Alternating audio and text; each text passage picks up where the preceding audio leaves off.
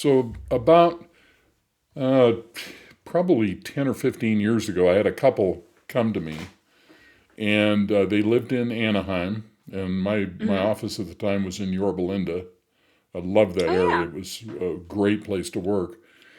so And good. anyway, he was a firefighter, and he was just an extremely slim, handsome, muscular kid of about early 30s, and his wife Hmm. was absolutely beautiful, and they had two little boys, and they had this typical lion unicorn dynamic. And I'll try to put an end card so people want to know about the lion unicorn can learn more. We encourage you after this episode to watch that. Anyway, so he had had multiple affairs, and she was very angry. I mean, it's the typical couple dynamic I see over and over and over for 26 years. It repeats. And so in the first session, I explained to him the lion unicorn dynamic, and they could see we fit the pattern. I mean, it just blew him away. Okay. Yeah. So in the second session, and they lived, I think, in a condo in Anaheim. What great people, just beautiful, very beautiful people inside and out. The second session, I taught them one of the exercises that we're going to talk about today. One of the Hmm. protocols is what I taught them. And they came back the third time, and they had both had a spiritual, emotional, psychological awakening. Both of them had, because they did the Yes. exercise. And Hmm. then I never saw them again. Hmm. They disappeared. And what was really weird about that was that um, about 9 months later, I got an email from her thanking me for what I taught them and what a big difference it made. And they both had this massive awakening experience. And as a result, um, they sold their condo and they moved out of Southern California to the mountains of Utah, Hmm. which they said was more aligned with their uh, new awakened experience. Selves. That's so cool. It was Yeah. pretty It's a amazing. big change. Yeah, and I see this quite often. So today we're going to talk about how to escape from your head, and I'm going to give you a three-step protocol to get out. And one of those protocols is the one that I used with this couple. So, Hmm. Hmm. Yay. All right. Well, welcome to Mastering Thought. We invite you to soar with us. We talk about how you can find awakening and even more. Chase away those non-conscious patterns of your life and start living life the way you want to. I'm Christina Black, and I do massage therapy and craniosacral therapy, and this is Dr. Mark Waller. And he's been a licensed marriage and family therapist for like almost 30 years, over 25. since the time of the Tyrannosaurus Rex, or one of the since That tyrannical king. prehistoric times.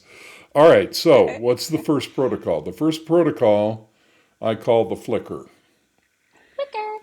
Okay. and this is how you do it. And if you're listening to this, I would encourage you to you can stop this and do a screen save of the protocol. And here's the protocol. So at least 3 times a day for 3 days, simply notice that you're thinking. Okay. So this is like to help someone notice that you have a voice in your head and that it goes without you. Yeah? Right. This is the first objective here is to notice that you are experiencing thoughts. Mm-hmm. So when people think of this poor guy stuck in his head, we automatically think of negative thoughts, right? Can, yeah. However, one of the first things people tell me when they start doing this work is they come in, they look at me, and they say, "Oh my God, I'm thinking all the time." Yeah. And what people Yep. don't realize when they start this is they're thinking all the time. And this protocol is designed to help them understand how much thinking is actually happening. Yeah. It takes its toll. It absolutely. So now here's my recommendation on the Flickr protocol Yeah. is to try to catch yourself thinking just random, everyday, trivial thoughts. Right. So you're driving down the road and you're just thinking about, oh, I'd really like to have pizza tonight. I know my wife likes pepperoni, but I like sausage. Maybe we should, you know, order half on Yeah. one and half on the other. And then you realize, oh, I'm thinking. Yeah. And so you're intentionally interrupting the stream of thought 3 times a day just to notice that you're thinking. Hmm. What do you think of that protocol? I think it's important because if you're going to work on the next phase, which is what leads to an awakening, then getting the foundation down right is going to only lead to ease. Right. It's only going to lead to success. So I Mm-hmm. think it's smart. Yeah. Good. What about you? Yeah, I've had a lot of experiences with people lately who won't do anything. Hmm. They just won't listen to instructions and they won't do anything. Their whole life is coming unraveled. Hmm. They're having panic attacks. The boss at work is harassing them, and they can't sleep at night, and they're under enormous stress. And I ask them to do something simple like this, and they just won't do it Yeah. because their ego doesn't think something this simple will work. Yeah, right. And so, And it's so different to know about something versus do it. Like when you start to right. do it, that's honestly when the rewiring begins. Is the Well, fact that you're doing something outside of your normal pattern to understand yourself. and you and I've talked about this before, and I know we're going to talk about this again.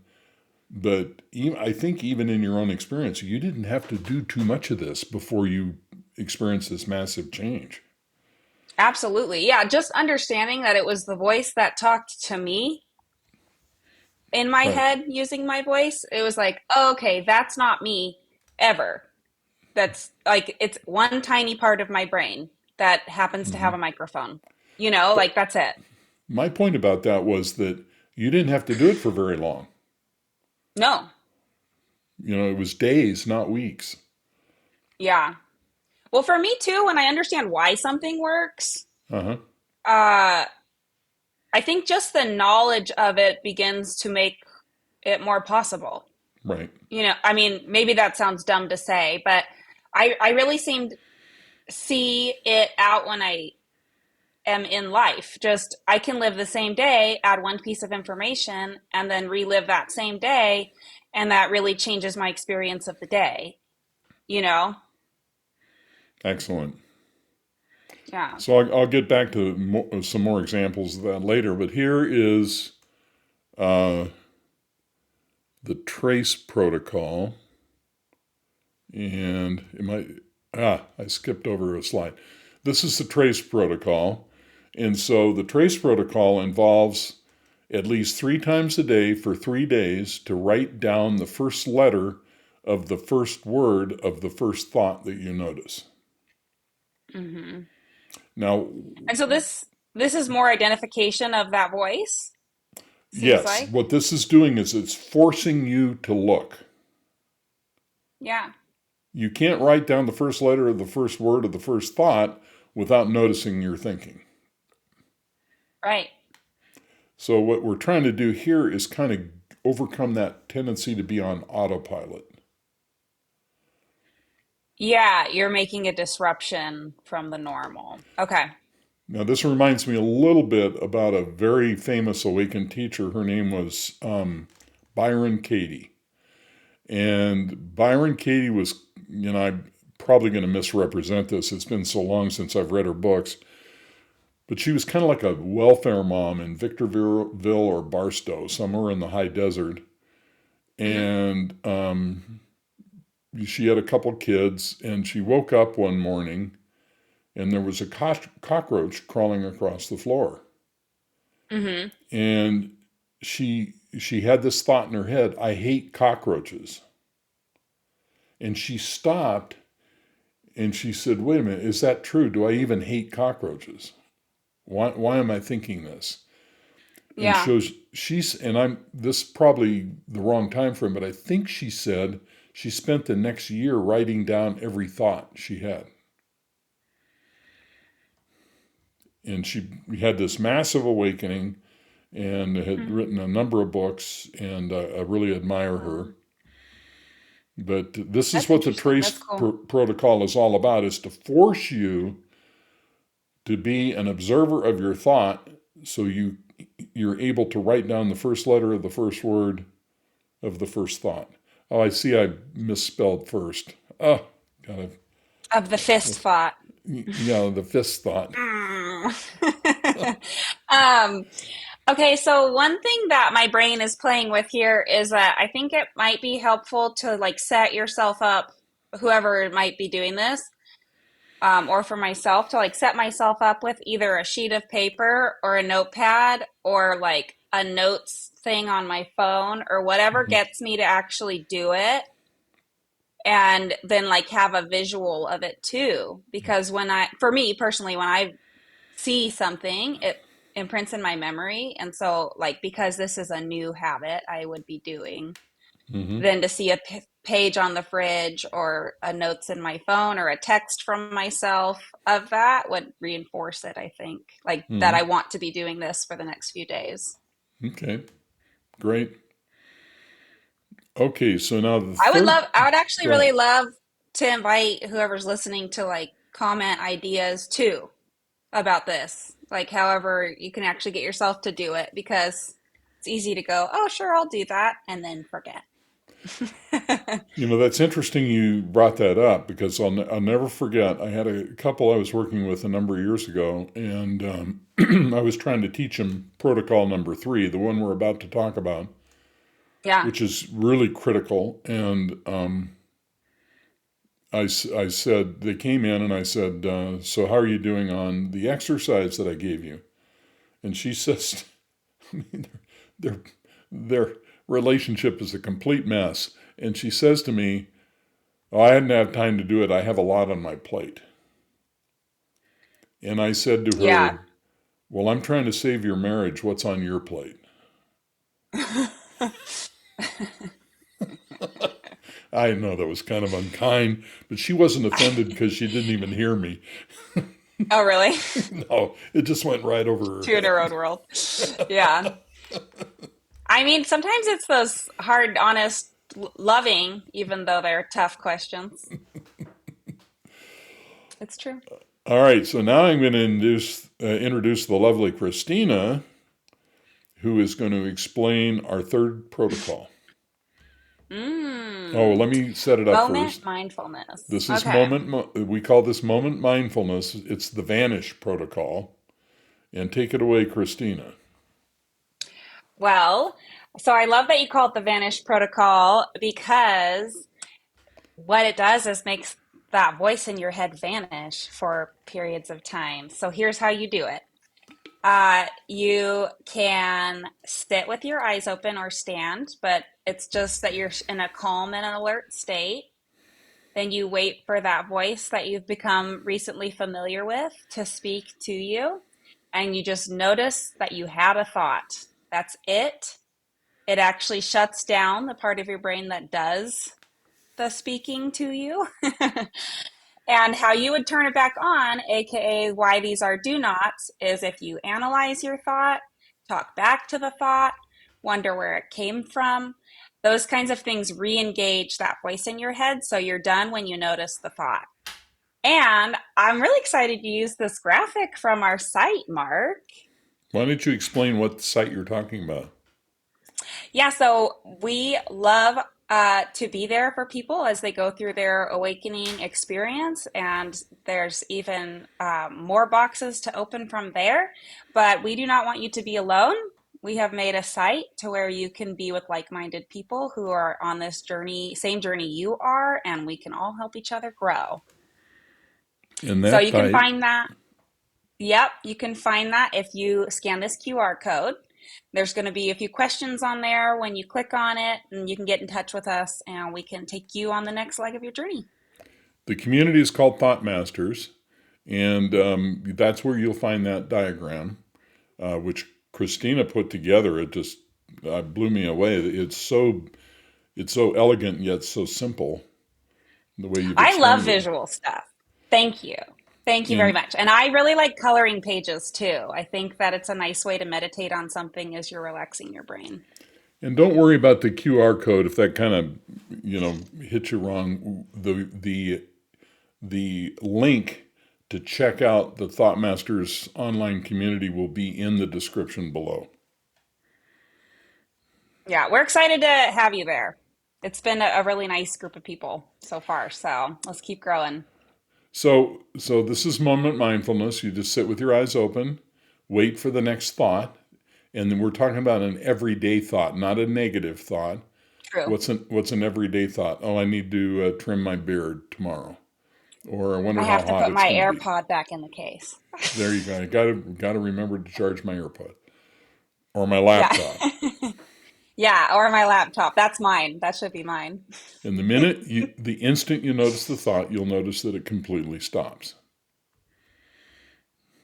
And that And that leads quiet is so rich. Mm, that leads to an awakening moment very, very quickly. And if you need hmm help with this, check out our online community or reach out to us, and we'll be happy to work with you to help you experience this. So, why does this work? Well, you establish that you are the observer and not the thinker. hmm And it helps you disidentify from thought. In other words, what we're saying here is the voice in your head that sounds like you talking to you is not you. And in hmm doing so, you remove the authority we have given to the voice in our heads. Can I tell you a funny anecdotal one that used to really freak me out before I knew I wasn't the voice in my head? What? I would see like Brinks trucks if the door was open and be like, oh, I should jump in there and grab the money. And then I'd be like, what? You can't do that. You'd go to jail forever. And you would like could get hurt. Like I would get so freaked out. Why on earth did I think that? Just not even realizing that it was this 5 to 7 year old living inside my brain who just like chattered Right. at me. Now, by the way, before we end today, I need to tell you that this protocol is what I taught the couple that caused them to awaken and move to the mountains of Utah. hmm That was the exercise right there. Well, and what's so cool about that too is you saying like it was more in alignment with who they were. And I think that's really the idea, right? Like as people, we are very reactive. That is part of our animal nature. And it can be easy to like go with the flow and never really stop and check in or like even know how to check in with what feels authentic to you. Uh-huh. And getting rid of that voice in the head sure helps. So some final thoughts here. This leads to an emotional, psychological, and spiritual awakening. Some experts speculate, and this is really interesting because they haven't even formally researched this, if you can imagine. But they speculate hmm informally that up to 70 to 80% of emotional suffering may be linked to thought identification and distortion. Duh! Are you kidding Yeah, me? distortion. Boom. I'm a therapist. I can tell you for 26 years, everybody knows this that has ever walked into my office. This is not a mystery. Yeah. Yeah. Well, The and principle, like that's what the disidentifcation's all about is right? disidentifying from the distorted view that you have. It's not disidentifying from yourself because you can't do that. Exactly. So the principle that identification with thought is the root cause of suffering. You're in strong alignment with contemporary psychological and contemplative wisdom. Mm, Okay. nice. So now, at this stage in the video, there are going to be some end cards popping up, and there are going to be two specifically that I'm going to attach. Number one is the one that I mentioned earlier. It talks about the lion and unicorn model of relationships. Mm-hmm. And I think that's the title of the video is The Dance of Pursuit and Avoidance. And the other one is a compilation of all the videos, believe it's 4 videos, Christina, that you and I have done that talk about Eckhart Tolle's awakening in the framework we've discussed today. Mm-hmm. Yeah. So click on those and continue the learning. Reach out to us if we can help in any way, and we're with you on this journey. Okay, Good until we work. meet again. Yeah. Yep. Bye All bye. right. Have fun with the protocols, everybody. Bye bye.